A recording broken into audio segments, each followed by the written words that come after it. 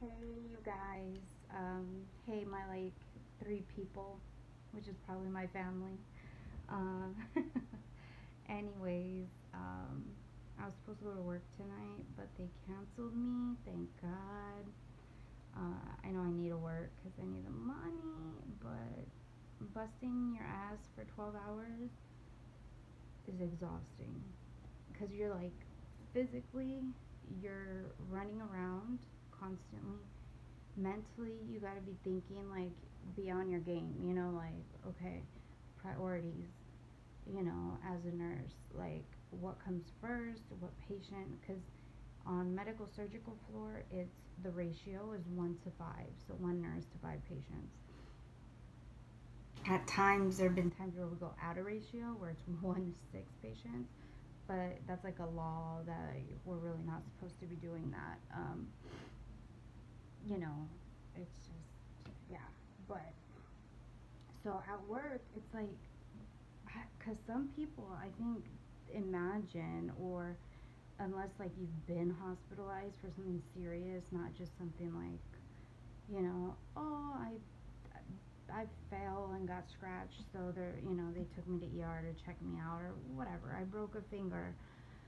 I mean, like, when you've really been in the hospital and you're very ill, um, your whole experience is different.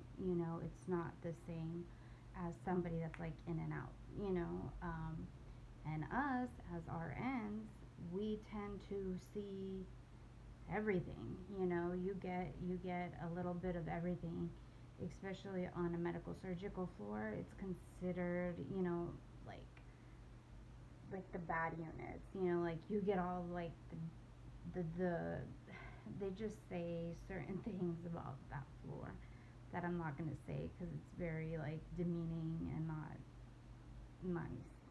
Uh, but yeah, so like you go to work, you have to freaking get report from the daytime nurse, and that could be however many nurses. I mean, if they send you to patient 2, 5, 6, and then for 14, 15, like whatever. It's not going to be consecutive, like, oh, you will get patient 1 through 5. You'll get patient, 10 to 15. No. It's, whatever the charge nurse gives you. And then sometimes it falls onto like your capacity. Like where if they feel it's a very difficult patient or they're up and down, they might code, or they're needing like RRTs, which rapid response teams. If they feel it's a patient like that that's very unstable, they'll give it to like the seniority nurses, but that they feel are able to and have the capacity to, like, take on that patient plus 4 other ones. um, so like for me, since I've been I've where I've the hospital I've been at, um, is actually the only hospital I've ever worked at. I've never worked at any other hospital. I mean, I did when I did my internships, but like as a job, as an RN, I've only been in my one job. And it's crazy. So you get there, you get report from whatever nurses are going to give you the patients that you will be taking on. And oh my god, the one thing that annoys the shit out of me is, for me, it's 7 a.m. in the morning when I'm going to give a report to the daytime nurse. I try to make it quick, fast, quick. Do you have any questions? Very a fast report, because I'm like, I want to get out of here as quick as I can, and you want to get started on your day shift job, your 12 hours and what you plan to do, your routine. And yet when it's turned around and it's 7 p.m. and I'm coming in to get report, you like they give me like a shit report, like not even just a quick basic, like it's like all over the place, or they leave you a million things to do because so many people assume night nurses are not busy. That is the most untrue statement. Can it be slower? Of course. Is it where you're chilling 12 hours? Hell no. You know, hell no. And sorry, I have a runny nose. Um, so, and it's like, it's so irritating because I'm like sitting there, like 7:30, 7:30 a.m. still haven't left. Like 7:45 a.m. still haven't left. And it's because I'm sitting here trying to give report and like hurry up, and these nurses are asking a billion and one questions about the patient and looking in the computer when it's like, dude, you just need to know in my report, a head to toe assessment, what, any issues that have been going on, anything major that it sticks out needs to be told. Other than that, 5 freaking days ago, you don't need to know what the WBC was. You could look that up on your own. It's like, oh my gosh, like I try to hurry up, and get you guys out of here at freaking 7, at 7:30 p.m. on the dot. Then the day nurses, so they're out of here. Like give me a report, hurry up, tell me whatever, and go. So you guys could leave. You've been here all freaking day. But then when it's turned around, I'm sitting there like, dude, can I give you a report? Wait, I'm still looking this up. I'm still looking that up. You could do that when I'm gone. Like, oh, it bugs me. And then, okay, so you get report. This is how I work. I get report. I take a look once I'm done getting a report from, the daytime nurse. I basically go through really quick the chart. I see what medications they have, their orders, if there's any standing orders. And then I start looking into things to see what my situation for the night's going to be. Who is my number one patient? Like if I have a patient that just had a wound that dehisced, the surgical, they have the surgical cut, and whether it was staples, sutures, they have these big things that are, it's kind of like this, and they're called retention sutures. Whatever is like close your abdomen, and the abdominal wall opened. So now it's an open wound, where you could see the intestines, things like that, and their blood levels are low, and I'm gonna have to get blood transfusion, and they have, a nasogastric tube, to decompress the stomach, like all these things. So I start thinking, okay, which one, like who's number one? Like I automatically start thinking that way, like, okay, this is gonna be my busy patient. I need to make sure, I'm constantly in there monitoring whatever it is, and I do that. Then, once I go in, introduce myself, I take their vital signs right away, as soon as I meet them, so at least I know where they're at with me, because that's something anyone that's becoming a nurse, do not ever. That's what bugs me in report, because they ask, it's like, do your own, like you should go in there and assess your own patient, like you'll know all this stuff, I promise you, if you just go in and look at your patient. So for new nurses, don't ever go off of another nurse's report, another nurse's assessment. They may be A1 on everything, and that's great, because I know nurses that are A1. They got it down. They're good. Obviously more seniority than me, than 10 years, that are just, they could just do, the ones. But for new nurses, it's always better, like, go in and assess your patient. Take down the blanket, lift up the gown, don't be embarrassed. You know, if there's some incision that's closed up and no one's been able to visibly see it, unless there is a direct order stating do not change dressing by only by physician, or NP, whatever, that's a different scenario. If not, take a peek under, look at the incision, let's make sure it's healing properly. And there's no pus coming out on the sides. It's not red and warm to touch where it's just showing infection. Make sure it's not getting, ask questions like, okay, abdomen. I'm saying a lot of abdomen because my floor, we specialize with GI. So we get a lot of, colon resections, appendectomies, choles, some stuff with this, the esophagus. Like if there's a stricture, we do a lot of bariatric surgeries, which have a lot of post-op complications sometimes. We get cancer patients, we get people on hospice that are ready to pass away. I mean, we get everything. Um, so, gosh, where was I going? Basically, I lost track, but like, just assess your patient. Look at them, ask them. That's what I was gonna say. Ask them. Abdominally, like, was your abdomen this firm, this distended? Like, has that been your baseline? Is this something brand new? Like, ask.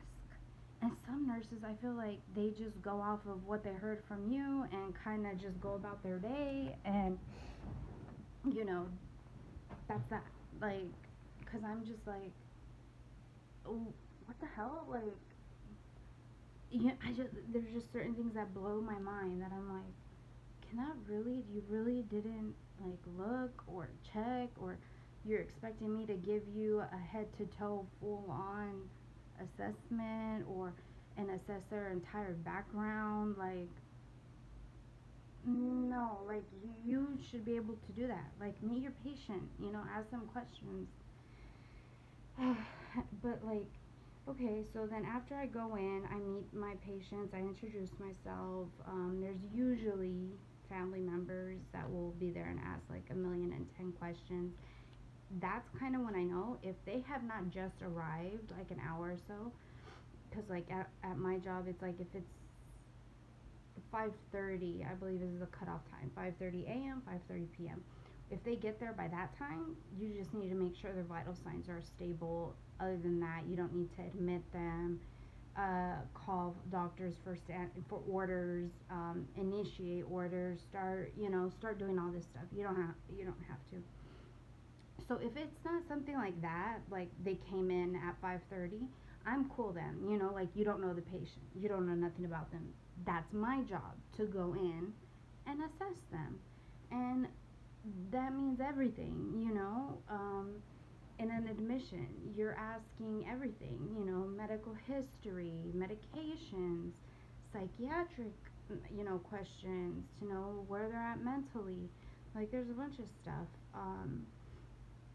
And so uh, so yeah, so I go in, I meet my patients. Usually if the families are like asking me a ton of questions, it's because I'm pretty sure, like I said, if it was that they just arrived, I understand. If it's not, they've been there all day, and then like this family's just like, whoa, I walk in and it's like everybody's asking me 20 questions at once.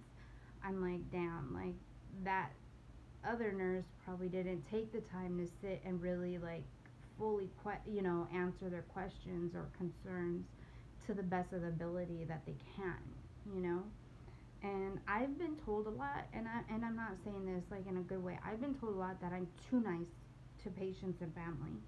I need to be more just direct, short, and I don't know, maybe so, but I always have this thing in the back of my head that if it were my grandmother or when my grandfather was here and he was sick, like how would I like a nurse to treat them and take care of them?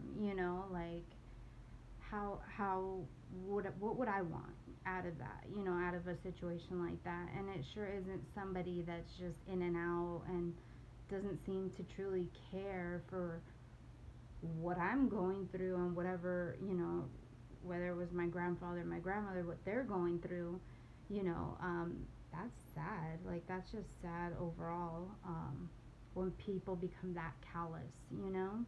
I know there's an extent, but I also know there's an extent of kindness that should be shown, to people.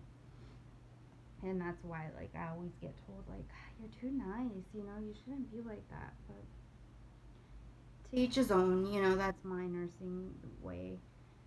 And so, like I said, for new nurses, do your assessment when you get there. Try to prioritize who's going to be your busiest patient. Who do you need to have eyes on? Like you, and then have your CNA, the nurse. Like, please walk in there. Anything, call me. Like, let me know because that patient isn't stable. Um, and then throughout the night, you go assessing the patients. Everything changes. Things change, patients change, especially with the elderly. If they have, just a situation, sundowners where at night they just become more confused, more agitated. That's hard when you have, suicidal patients detoxing, and it's just like, oh my god, like you're trying as hard as you can to keep up with everybody's wants and needs, and it's so hard, um, and then you have to find time to chart because legally it's a big deal. Like, you need to chart things, and if it's always been told to us, if it was not charted, it wasn't done. So even if you did do 20 things to that patient and you didn't take credit for it, like I changed the wound dressing, the wound vac was messed up, I fixed it. We inserted a tube through the nose, the right here, the esophagus down into the stomach. All these things, all the drains, if they have a nephrostomy drain, a JP drain, a Penrose drain, what was the color, the amount, the consistency, all those things have to be charted against. And if it isn't, even if you say a million times you did it, it's gonna show as you didn't. So documenting is another thing. And then in the middle of the night, calling physicians for, orders that were either not needed and then needed now because the situation got worse, or something that wasn't taken care of during the day. And of course, they get mad, which they shouldn't get mad because one, they're on call and they're getting paid a ton. Two, if it's something that's needed that just came up, a change in status, that shouldn't matter. The physician shouldn't be mad, which they can't, they get their little attitudes, but they shouldn't. Because I'm watching your patient, taking care of them for you, like to keep them alive. So be thankful. I'm like vigilant and making sure that your patient's taken care of. But when it's things like, oh yeah, during the day they forgot to ask about this medication, the patient really needs it now, they're really getting irritated. It's like, well, why wasn't this taken care of during the day and now you guys are calling me at night? Like, so we deal with things. It's just a tough job being a nurse because you're like, you need to be, like I said, mentally focused and mentally just like have your wheels spinning constantly as to, okay, if this situation goes left, what am I going to do? You know, if this happens, what am I going to do? Okay, this is starting to happen already, so what should I now take the initiative and start doing, so it doesn't go worse, and especially like the elderly with like septic shock, it could go so quick from being fine to not quick. um, so you're constantly, your mind's thinking, unless I mean, I've never not been like that, so I don't know. I would hope every nurse is like that, already thinking, like, okay, my patients, what's got to be done, what hasn't been done, all that. And then physically, you're just running around. You're running around every room. Oh, this room's calling you. Oh, the family wants to speak with you. Oh, this room, they want pain medication, nausea medication. Oh, the doctor's on line one for you, want to speak with you. Oh, laboratory's on line one. They have a critical lab value. So, you're constantly moving. And even in your 30-minute break, like, that's all you get, 30 minutes, and it's not even really a break because sometimes you still end up going to see your patients, you know, even though you're clocked out. You know, if something happens, you go. You know, it's not even like a second, like, oh, should I? No, you go. And that's it for today, really. I just wanted to let you guys know a little bit. Since I got called off of work, I was like, shit, I'll do a video, and I guess it'll be a little bit about nursing. So that's it. All right, bye, you guys. Have a good night. Sleep with the angels.